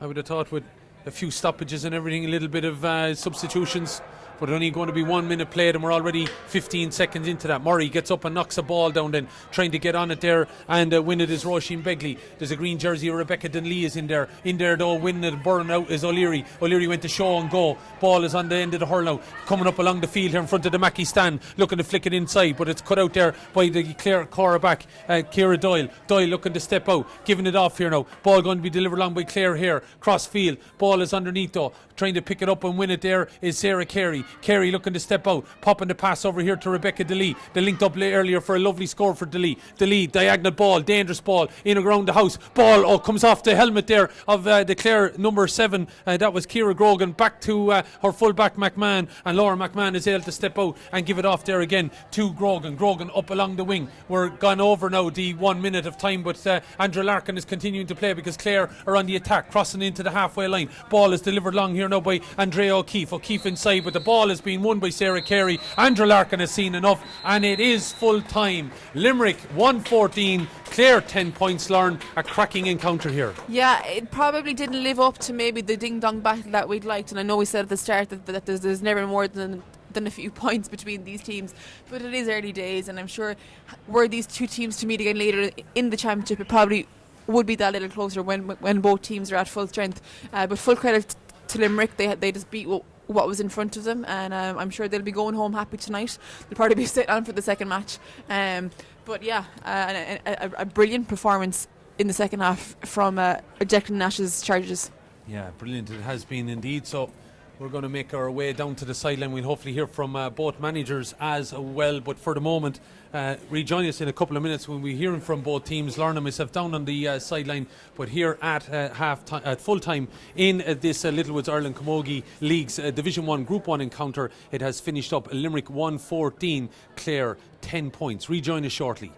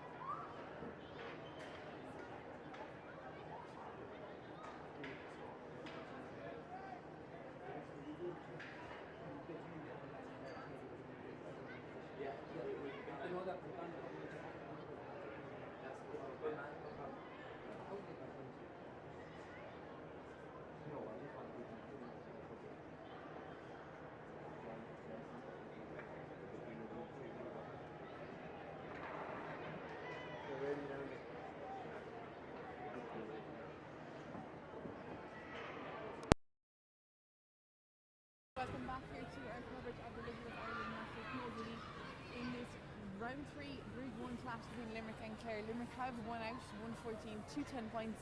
Killian's an awful lot colder down here than it was before the start of the game. Yeah, well, what a gorgeous atmosphere. Just looking out at the sky out on the Ennis Road. It's an absolutely fabulous evening. So we won't take too much for granted with regards to the weather, but it is, and I can actually feel frost in that ground. So that just goes to show you how, you'd have to credit these girls, the fine performances that they put in, an absolutely cracking encounter in some ways. Yeah, it really was. And I think we've probably said it over the last 2 rounds. The standard of skill on show has been phenomenal for January. Yeah. And I'm only excited to see what happens over the next couple of months when the weather gets a little bit better. The ground gets a little bit maybe softer, probably. Yes. What we're not looking for. But the ground is frozen tonight. Yeah, ground is frozen indeed, as we see the backroom team and Declan Nash and obviously Sarah Carey. Just before she comes in the picture, just led by so much by example out there this evening. She's an absolute leader, and again, she's been there years and years. She's taken her break out. She's come back. But a leader there at number 6 and a real, it's important to have a strong spine of the team, and I think to have a girl like her there that you can depend on is huge. But also, as you said earlier, she's great at making her way forward and picking out the girl to put a girl in a great scoring position. She doesn't stay back in the traditional 6 role, but she plays that so well as well. Yeah, we're going to call in Sarah there. We can just have a quick word with her, and I don't blame her leaving the helmet on, I have to say. I still believe I'd say. We're just above there. Okay. On coverage, Sarah, you are our player of the game. Thanks, Whelan. Congratulations. Thanks a million. Finally got over the line anyway. Tough performance. It always is, Limerick and Clare. You know, we're always battling out strong, but gladly anyway got over the line. It's an important match for the Limerick to win, given I suppose you do want to make the semi-finals. Oh yeah, that's it. Like, and you know, some teams don't take league serious, but we've been working really hard to take every game as serious as we can. You know, we've a very young team. We've been working really hard to coming together as a unit, and thankfully it's paying off. Centre back, you don't stick to that sixth position, you do make your way up the pitch. Is that a conscious decision, or are you just a girl that just wants to be involved in play? Yeah, I just want to be involved in play, but like that, I don't like to leave too much of a gap. I'm kind of watching out. My midfielders are always telling me to drive on there, come back and cover, so we kind of work well together with the two midfields as well. Looking at it though as well, Sarah, you seem to be very light on the ground. Have you done an awful lot of work in the last few weeks? Yeah, fitness stuff we have been doing an awful lot. We haven't been hurling much at all yet. So you definitely didn't show that out there tonight. yeah. But we're doing an awful lot of fitness, and individually and together we're just so much closer this year. It's my closest year ever playing with county girls, so I think it definitely pays off and it's worth it. You know, that bond is, you know, brings it all together. Yeah, that was something actually I was picking up on during the commentary. I meant to say it to Lauren and Katie. You seem quite a tight group. Yeah. We've been working on it now. Like for the last few years, there's always that gap, you know, between the younger ones and the older ones. But we've all made a conscious effort. Like that's what we were lacking. We always had the talent. It was just a matter of gluing the cohesiveness together, coming all together. So. And that seemed to work there. I'm just thinking of the goal, especially that Sophie got. You know, a couple of the younger ones linking up and working a great opportunity. Yeah, that's it. And even for the young girls, like, you know, coming on at 18 years of age, representing their county, like that was a massive thing. If I think back when I was 18, the nerves and playing the Gaelic Grounds, Sophie Whelan and Derv League and the younger Roisin O'Mara, another 18-year-old, like they showed no nerves whatsoever. And it's fantastic to have the occasion playing here with the senior hurlers later on. Oh yeah, it is. It's fantastic. Like, and someone asked us, are we nervous coming playing the Gaelic Grounds? Like every other year you would be, but we're just united, we're together, we have each other's back, and I think everyone knows that mentally, so you know, it doesn't really matter where we're playing, but it's a good step. Good step, yeah. Well, congratulations to you, Sarah. You're our player of the match and you have the points on the board.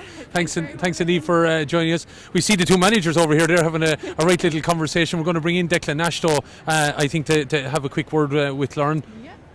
So, good evening to you, Declan. Congratulations on the point. We're just up here up in the high in the gantry. If you're looking at home, Declan, obviously happy with that and a fine performance. Yeah, super performance. Probably deserved a little bit more over the first half, maybe a little bit of frustration around touch and maybe a few frees that maybe kept them in it a little bit longer, but executed everything to the T in the second half and drove on and towards the end. You're obviously happy with the physical work that you've been doing in the last couple of weeks. According to Sarah anyway, you've been doing an awful lot of work. Yeah, I suppose look, everybody's at the same work really now this time of year, but we're probably back since mid-November. We're really only on the pitch since the last week of December, first week of January, but the girls, in fairness, they put an awful lot of effort in their own time. They're with us maybe 6 hours a week. The rest of the stuff, they put in an awful lot of effort themselves outside of it. It's really standing to them and showing to them at this time of year. A bit of a ding-dong battle, and at half-time then it could have been going either way. That goal for Sophie ultimately deciding it. Definitely, yeah. Like I said during the week, it's fine margins. It's Limerick and Clare, it's in the Gaelic Grounds, it's February. I was always going to take something like that, and luckily Sophie showed the composure and finished it really well. And Declan, I suppose you're conscious over the last couple of months and into last season that this just isn't the Limerick family team, that you do have a couple of other girls that can definitely stand up, and I think they showed it there tonight. Great to see her back though. Oh, it's brilliant to see her back. I said it again during the week, like Niamh Mulcahy's a phenomenal athlete. Like to see her in training, like she's just one of these trademark camogie players that probably get 19 in the country, and she would probably be feeling the weight of it a little bit as well. So we've been working on everything. Maybe the girls a little bit of belief in themselves to drive on, and maybe not looking over to Niamh, and like it allows Niamh flourish as well. You saw her this evening. Some of the pressure's taken off her with the other girls doing what they do, and hopefully it'll lead to an even better Niamh. Yeah, because I would have always felt she was somebody that took on the responsibility well, but maybe that was a pressure. Tonight though, she just seemed to cover nearly every blade of grass in the Gaelic Grounds this evening, but that probably was because her teammates ultimately were backing her up. Yeah, like the big thing we have this year is trust in us, trust in each other, and just everyone around you, just like we saw it maybe with the hurlers throughout the year, like the work rate, the attitude, just that bravery, and like that Niamh will cover every bit of glass every day of the week, so it's just great that we have other people that are stepping up to the mark. Okay. Thank you very much. Thanks, Declan. Cheers. Declan Nash then, and finally we'll finish up with Ger O'Connell. We're just heading off shortly, folks, here, but Ger with us. Hello. you can have a look at the folks at home or up in the gantry if you're saying hello to them. But Ger, I know disappointment, but you did take there for an awful long part of that game toe to toe. Yeah, yes. Look, really even first half. I thought second half, look, Limerick were a much better team second half. Their running game kind of cottage around the middle of the field, if I'm being honest. And look, they were the better team second half. Deserved to win. Probably lacking a little bit in terms of experience with the likes of Troy Murray only getting back on the pitch today, Warren McGrath or Doug and Carol O'Leary not starting as well. I presume you're definitely looking for those girls to get back as soon as possible. Yeah, look, we kind of it's a whole new system, a whole new setup that we're trying to do. Like, you know, at times we were turned over, like in the way we want to play. But look, it's a process. We've said it, it's going to go negative at times, like, you know, and we have to stick with it. And they will. You know, they've been brilliant for the last 10 weeks we've been together. And no, look, this is a setback. Of course it is. Like, it's not that we've 3 weeks now to Dublin to prepare. And no, look, we'll go back and we'll meet again Tuesday night and go over things and try to improve what we need to improve. You know, so. And I said it is a bit of a setback. You probably are going to find it difficult to qualify now, but it is about the next game. Yeah, it is, and that's what we've always said. So we played two. We've had 2 good performances up to now. Good first half. Okay, second half didn't go the way we wanted it to go. Like, but look, we will. Look, it's a work in progress. There will be setbacks. This is one of them, and we'll just see how the girls bounce back. Yeah. Okay. Thanks, Ger. Okay, Lauren, I think we've a cracking encounter. Great to be here in the Gaelic Grounds to hear, and of course hearing the Dolores O'Riordan and the Cranberries here in the background. Fantastic, and like even just like hearing the cheers there for the yes, Limerick girls as we were speaking there to Declan Nash. Like, it's fantastic. Like, hopefully now some of that crowd are going to turn out the next day for the next. Yeah, you would hope so. You would hope so. Like, it's events like this that'll create that kind of atmosphere. Yeah, absolutely. And don't forget, if people are watching during the week, you can still comment on the Facebook page and style of play and let us know what they're thinking of. Absolutely, and we will be covering the next round of games February 17th. Do stay tuned to figure out what game we are covering. We're off next weekend. Yeah. I'm not sure what we're going to do. Well, you never know. Might have to find a camogie match somewhere. Another camogie match. But that is all from me, Lauren Guilfoyle, here at the Gaelic Grounds. And from me, Killian Whelan. We'll talk to you in a couple of weeks.